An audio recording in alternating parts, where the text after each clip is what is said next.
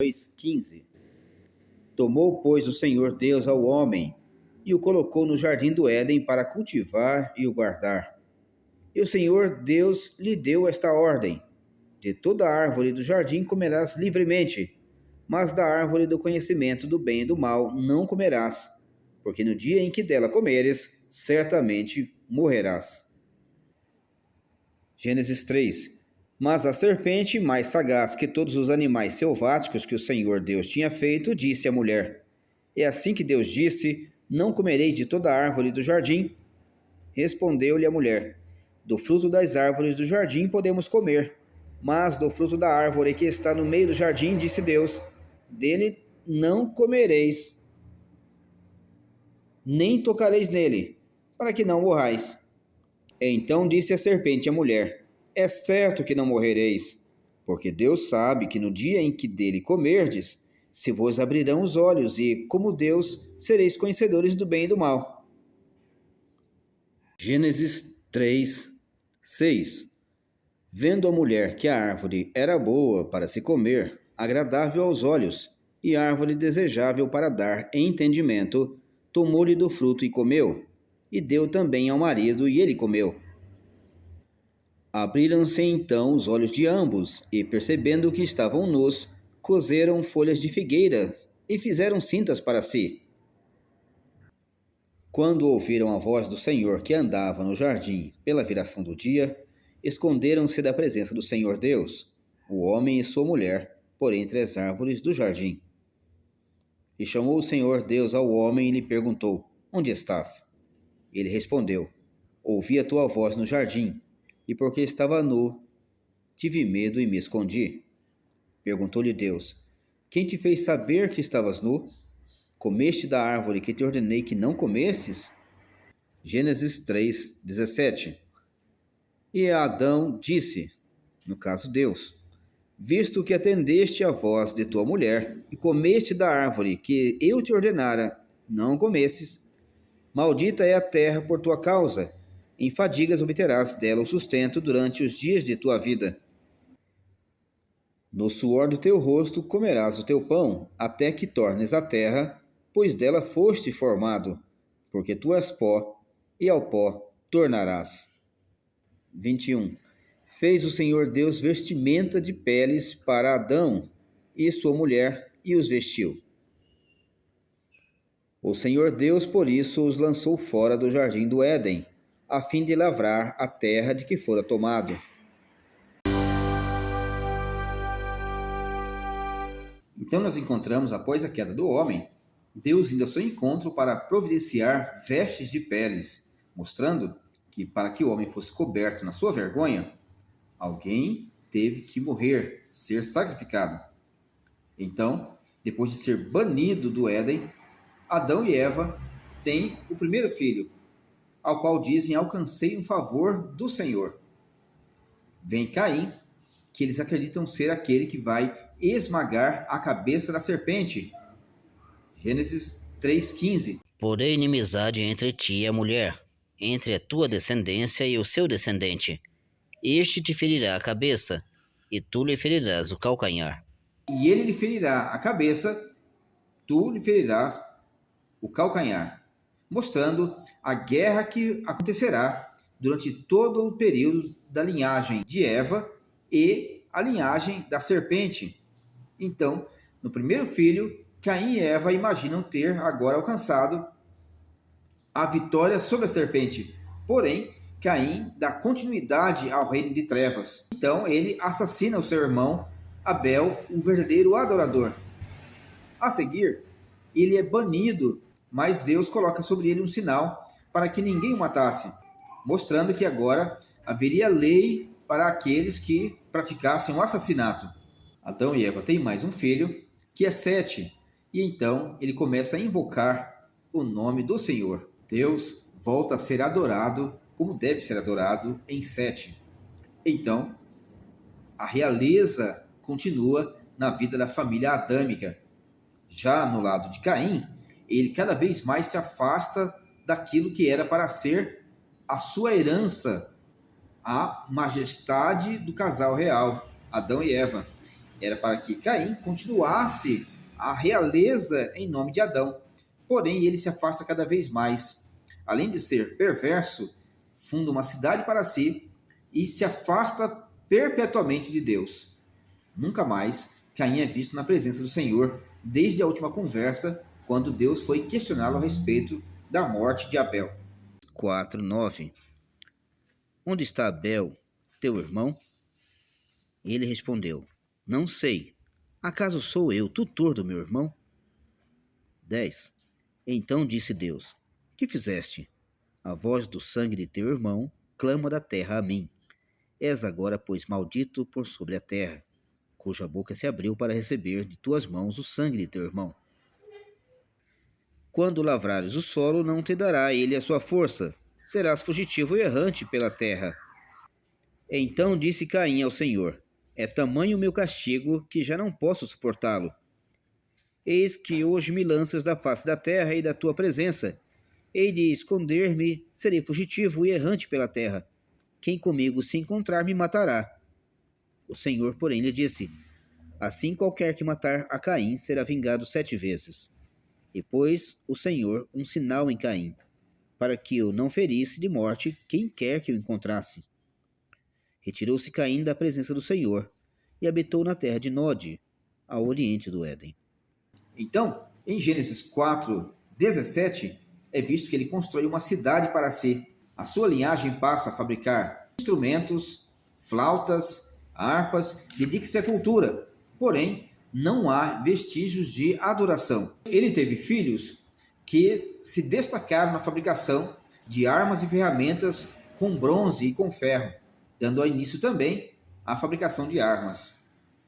Mais adiante, nós vemos que o seu descendente, Lameque, passa a um nível de maldade muito maior.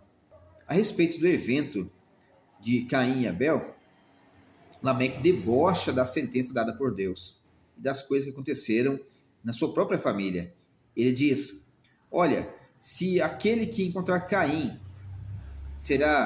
matar Caim será vingado 7 vezes, então quem matar Lameque será vingado 70 vezes 7, que ele matou muito mais gente, com muito mais maldade do que o seu próprio ancestral, mostrando que agora sua família realmente pertence à linhagem maligna.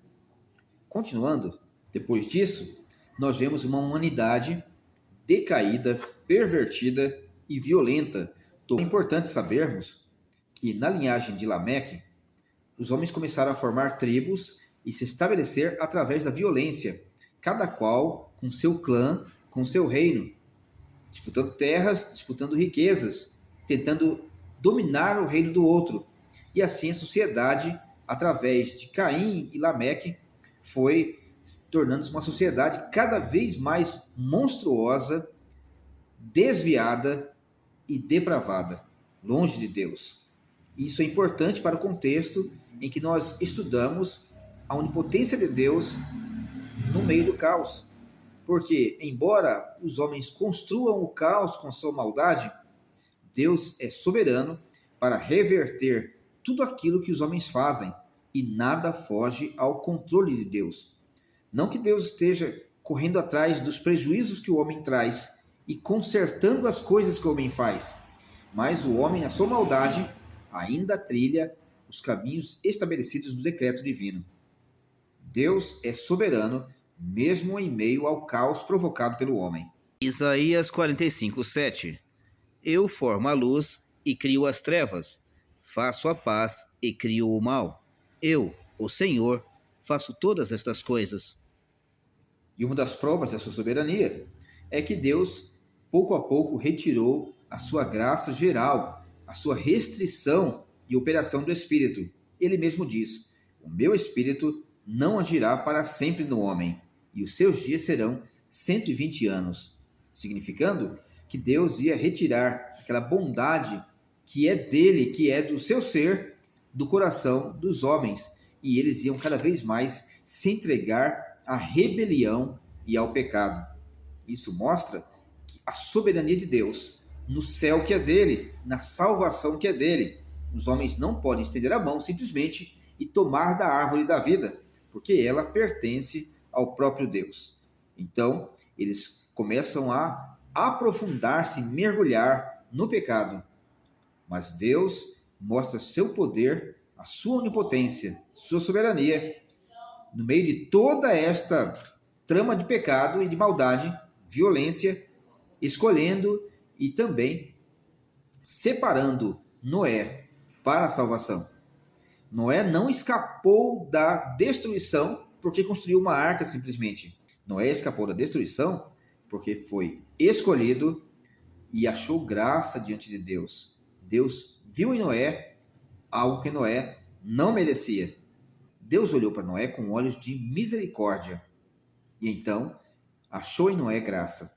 Isso significa, meus irmãos, que a sua onipotência mostra que mesmo que os homens lutem contra a sua soberania e o seu poder, que o diabo tente corromper cada indivíduo deste mundo, afastando-o de Deus, Deus sempre prevalecerá com o seu poder para resgatar o homem e levar o seu plano de salvação adiante. Através de Noé, a semente da mulher é preservada. Gênesis 8:13. Sucedeu que no primeiro dia do primeiro mês do ano 601, as águas se secaram de sobre a terra. Então Noé removeu a cobertura da arca e olhou, e eis que o solo estava enxuto. E aos 27 dias do segundo mês, a terra estava seca. Então disse Deus a Noé: Sai da arca e contigo tua mulher e teus filhos, e as mulheres de teus filhos, os animais que estão contigo de toda a carne, assim aves como gado e todo réptil que rasteja sobre a terra, faze sair a todos, para que povoem a terra, sejam fecundos e nela se multipliquem. Vale lembrar que Noé não salvou a si mesmo. Deus o protegeu de ser destruído juntamente com toda a humanidade. Depois do dilúvio, Deus garante que pelo seu poder, ele vai continuar fornecendo ao homem tudo que é necessário à vida. E continuará tendo todo ano a sementeira e a ceifa, o frio e o calor, o verão e inverno, dia e noite. Isto é, um movimento de translação está garantido, de rotação, e também os solstícios e as variações do movimento terrestre. Então, Deus garante que o mundo vai funcionar para o bem dos seus escolhidos. Se é obra do caos, que impediu então que houvesse um frio de milhares de anos, ou um calor e toda a atmosfera da Terra fugisse para o espaço? Se acabasse, como acredita-se que aconteceu com os demais planetas rochosos, como Marte, Vênus e Mercúrio, ou não houvesse uma catástrofe de grandes dimensões novamente. Então, é o poder de Deus que garante que o mundo vai continuar da forma como ele determinou. Não é obra do acaso que nós estamos aqui. A sua vida não é obra do acaso. Todos nós estamos aqui preservados pelo o poder de Deus. Este é o Deus da Escritura. Este é o Deus que a Bíblia prega. É o Deus que controla as coisas conforme a sua soberana majestade e não tem espaço para nenhum outro ser indeferir à sua vontade. E o que aprendemos com isso? Aprendemos que a vida não é um emaranhado de acontecimentos desconexos, mas tudo está determinado por Deus e guardado pelo seu poder. A Bíblia é cheia de exemplos em que Deus mostra a sua onipotência no cuidado das coisas grandiosas como o cosmos, mas também das menores coisas.